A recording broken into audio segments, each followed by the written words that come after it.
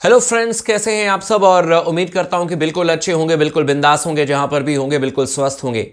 जब team India हारती है तो उसके बाद आप बहुत तरीके के बयान सुनेंगे, बहुत तरीके की बातें कही जा रही है। लेकिन जो आज मैं आपको बताने जा रहा हूं, जो स्टेटमेंट दिया गया है, वो बहुत बड़ा स्टेटमेंट है कोच गौतम गंभीर के लिए और उनकी पूरी टीम के लिए। टीम कहने का मतलब यह नहीं है कि भारतीय टीम, बल्कि उन्होंने जो सपोर्ट स्टाफ रखे हैं, जो बाकी कोचेज हैं, उनके लिए बहुत हार्ड हिटिंग बात कही है।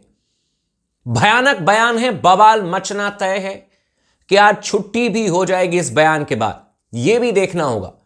लेकिन इतना हम सब ने देखा है कि इस समय इंडियन क्रिकेट टीम के लिए चीजें अच्छी चलती भी नहीं नजर आ रही, और इसके पीछे रीजन है कि आप मैचेस नहीं जीत रहे हो। सब उम्मीद कर रहे थे कि आप अपने घर पर कम से कम न्यूजीलैंड को 3-0 से हराओगे। हुआ बिल्कुल उलट, आप 3-0 से हार गए। शुरुआत आपने ठीक की, आपने बांग्लादेश के खिलाफ में 2-0 से सीरीज जीती, और एक टेस्ट मैच तो कानपुर में ऐसा था जहां पर कि 3 दिन बारिश हुई। इसके बावजूद भी आपने 1.5 दिनों में टेस्ट मैच जीत लिया। उसके बाद लगा कि इसी फॉर्म को आप कंटिन्यू रखेंगे। श्रीलंका की टीम जो कि न्यूजीलैंड की टीम जो कि श्रीलंका से हार करके आई थी, लगा कि हम आसानी से हरा देंगे। और उसके बाद वर्ल्ड टेस्ट चैंपियनशिप के लिए आपको ऑस्ट्रेलिया के खिलाफ एक मैच सिर्फ जीतना था, जो कि हम जीते भी। पहला ही मैच हम जीत गए थे ऑस्ट्रेलिया के खिलाफ पर्थ में। लेकिन भाई साहब, उसके बाद जो चीजें बदली, जो कहानी पलटी, वो फिर संभल नहीं सकी। भारतीय टीम उसके बाद 6 टेस्ट मैचेस हारी है। 8 टेस्ट मैचेस की बात करें, जहां पर 3 आपने न्यूजीलैंड के खिलाफ में खेले, 5 आपने ऑस्ट्रेलिया के खिलाफ में खेले। इसमें से 6 मैच आप हारे हो, 1 में जीत मिली है, और 1 मैच जैसे तैसे आप रोते रोते ड्रॉ कराने में सफल रहे हो। और ये रही है भारतीय टीम की पिछले अगर 1-1.5 महीने की कहानी कहें तो गलत नहीं होगा। और विवाद इस बात को लेकर के भी बढ़ा क्योंकि रोहित शर्मा को आखिरी मैच में आकर के अपने आप को ड्रॉप करना पड़ा। उन्होंने कहा कि मैं नहीं खेलूंगा, जो उन्होंने खुद स्टेटमेंट दिया कि मैं चाहता था कि इनफॉर्म बैट्समैन खेलें। सिडनी में ग्रीन टॉप पिच थी, रोहित शर्मा ने कहा कि मैं नहीं खेलूंगा, और वहां पर शुभमन गिल को खिलाया गया। तो बहुत तरीके के विवाद हुए, लेकिन अंत में जाकर के वो मैच भी हम हार गए 3 दिनों के अंदर अंदर। लेकिन अब जो स्टेटमेंट आया है, ये वाकई में भयानक स्टेटमेंट है, बवाल मचाने वाला स्टेटमेंट है, और ये मैं आपको डिटेल में बताऊंगा। बहुत सारे दोस्तों के कमेंट्स आए थे, वो भी मैं आपको बताऊंगा। तो चैनल को जरूर सब्सक्राइब कर लीजिएगा, इस वीडियो को लाइक कर लीजिएगा, और इस वीडियो को आखिरी तक जरूर देखिएगा ताकि आपको पूरी जानकारी मिल जाए। यह स्टेटमेंट गौतम गंभीर को कहीं ना कहीं तोड़ देगा भाई, या तो गौतम गंभीर को बना देगा। गौतम गंभीर या तो इस चीज को सुनने के बाद और जोरदार तरीके से वापसी करेंगे। और यह स्टेटमेंट किसी और ने नहीं दिया, जो गौतम गंभीर को बहुत अच्छी तरीके से जानते हैं। केकेआर में उनके साथ थे मनोज तिवारी, भारतीय टीम के पूर्व खिलाड़ी। मिस्टर मनोज तिवारी का यह स्टेटमेंट आया है कि एक तरीके से देखा जाए तो उनका कहना है कि भाई, जो गौतम गंभीर कहते हैं वो कभी करते नहीं है। मतलब कि उनके कथनी में और करनी में बहुत जमीन आसमान का फर्क है। ये मनोज तिवारी का स्टेटमेंट आया है गौतम गंभीर को लेकर के। गौतम गंभीर के बारे में कई बार कहा जाता है कि उनका यह मानना है कि भाई, सिर्फ महेंद्र सिंह धोनी के एक छक्के ने वर्ल्ड कप नहीं जिताया, बाकी प्लेयर्स ने भी बहुत अच्छी तरीके से प्रदर्शन किया।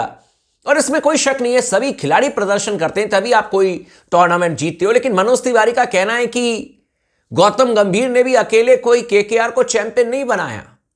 आईपीएल में जैक कैलिस ने मेहनत की, मैंने मेहनत की, एक आध और प्लेयर्स का नाम उन्होंने लिया, सुनील नारायण का, कि सबने मेहनत की, तब जाकर के केकेआर की टीम जो है वो चैंपियन बनी है। और जब पहली बार बनी थी केकेआर की टीम 2012 में। लेकिन उनका कहना था कि यार, पूरा का पूरा क्रेडिट जो है वो गौतम गंभीर लेकर के चले गए, पूरा श्रेय गौतम गंभीर लेकर के चले गए, हमें तो कुछ मिला नहीं। ये मनोज तिवारी का स्टेटमेंट है। साथ में अब सुनिए, कानों से खून निकालने वाला स्टेटमेंट जो मनोज ने दिया है।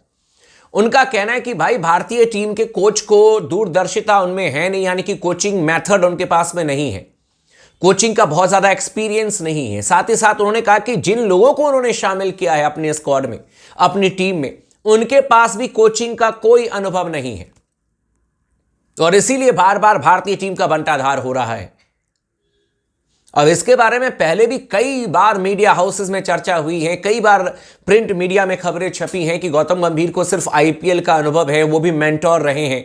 अब ये तमाम तरीके की बातें हुई हैं, कोचिंग का अनुभव नहीं रहा है, ये हर किसी ने कहा है। लेकिन अचानक ही ये मनोज तिवारी का ये बयान वाकई में मतलब कि पूरा हिलाने वाला बयान है। उनका ये कह देना कि भाई, सिर्फ केकेआर को चैंपियन गौतम गंभीर ने नहीं बनाया, बाकी खिलाड़ियों का भी योगदान था, लेकिन अकेले श्रेय लेकर के चले गए। फिर उन्होंने यहां तक कह दिया कि कोई उनमें कोचिंग के बारे में उनको पता नहीं है, कोचिंग उन्होंने पास में की नहीं है। सवाल उठाए हैं मनोज तिवारी ने कि इसीलिए भारतीय टीम का बंटाधार हो रहा है, क्योंकि कोच भी बिल्कुल नए हैं और साथ में जो सपोर्ट स्टाफ लेकर के आए हैं वो भी बिल्कुल नए हैं। तो ये तो बहुत बड़ा एक क्वेश्चन मार्क है गौतम गंभीर को लेकर के। रिजल्ट उनके पक्ष में नहीं आ रहा है, लगातार भारतीय टीम हार रही है। रवि शास्त्री के टेन्योर में हम बेहतर कर रहे थे, उससे बेहतर हमने राहुल द्रविड़ के टेन्योर में किया, लेकिन गौतम गंभीर के टेन्योर में सिवाय T20 मैचेस के हमने कुछ भी हासिल नहीं किया है। ओडीआई सीरीज हम श्रीलंका में जाकर के हार गए, टेस्ट मैच में हमने बांग्लादेश की फिसड्डी टीम को हराया, लेकिन फिर न्यूजीलैंड जो थोड़ी बहुत ठीक ठाक टीम थी, हालांकि श्रीलंका से 2-0 से हार करके आई थी, उन्होंने हमें अपने घर पर 3-0 से हरा दिया। ऑस्ट्रेलिया में गए तो लगा कि भाई साहब पहले मैच में जीत के साथ ही फनकार मार दिया, अब तो हो जाएगा 5-0 कर देंगे, लेकिन हुआ ये कि हम 3-1 पर ही अटक गए। वर्ल्ड टेस्ट चैंपियनशिप से हमारी छुट्टी हो गई, जहां पर कि लग रहा था कि तीसरी दफा वर्ल्ड टेस्ट चैंपियनशिप खेलने की गारंटी है। तो बहुत तरह की चीजें हैं, बहुत सारी डेवलपमेंट हो रही हैं जिस पर की चर्चा हो रही है। गौतम गंभीर को बहुत सतर्क रहने की जरूरत है और टीम को कम से कम रिजल्ट लाने की जरूरत है। क्या प्रॉब्लम है, नहीं प्रॉब्लम है, ये बीसीसीआई को बहुत अच्छी तरीके से पता है, बीसीसीआई उस पर काम भी कर रहा है, लेकिन मुझे लगता है कि जितनी जल्दी काम हो जाए उतना बेहतर है। बाकी कई सारे दोस्तों के कमेंट्स भी आए थे, वो भी मैं आपको बता देता हूं। एक हमारे दोस्त का कमेंट आया था कि क्या चैंपियंस ट्रॉफी में भारतीय टीम की दावेदारी वाकई में मजबूत है या वैसी ही कहानी होगी जैसे हमने देखा पास्ट में।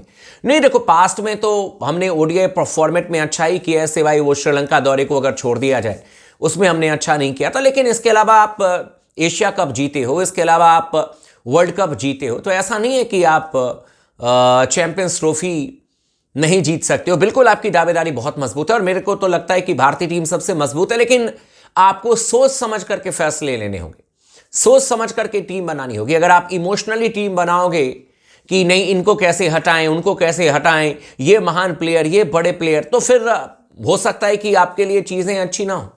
इसीलिए मैं कह रहा हूं कि बहुत ही सोच समझ करके निर्णय लेना पड़ेगा, हार्ड हिटिंग कॉल लेने पड़ेंगे, कड़क फैसले चयनकर्ताओं को भी लेने पड़ेंगे और गौतम गंभीर को भी लेना पड़ेगा जब प्लेइंग 11 बने। एक तरफा सिर्फ कप्तान पर ना छोड़ दें प्लेइंग 11। अगर आपकी कोई राय है तो आप प्लेइंग 11 बनाएं। और मुझे लगता है कि बीसीसीआई को या फिर मैनेजमेंट को इस चीज पर काम करना चाहिए, फुटबॉल की तरह कि जो मैनेजर है यानी कि जो भारतीय टीम के कोच हैं उन्हीं का आखिरी निर्णय होना चाहिए, या तो फिर आप कप्तान का आखिरी निर्णय कर लीजिए। ये जो मिक्स निर्णय आता है ना, थोड़े से कोच थोड़े से कप्तान, ये टीमों का बंटाधार कर देते हैं। किसी एक को फुल निर्णय लेने दीजिए, किसी एक पर फुल जिम्मेदारी दीजिए और उसके बाद देखिए कि रिजल्ट आता है कि नहीं आता है। बाकी चैनल को सब्सक्राइब कर लीजिएगा, वीडियो को लाइक कर लीजिएगा, लगातार बने रहे स्पोर्ट्स टॉक के साथ में।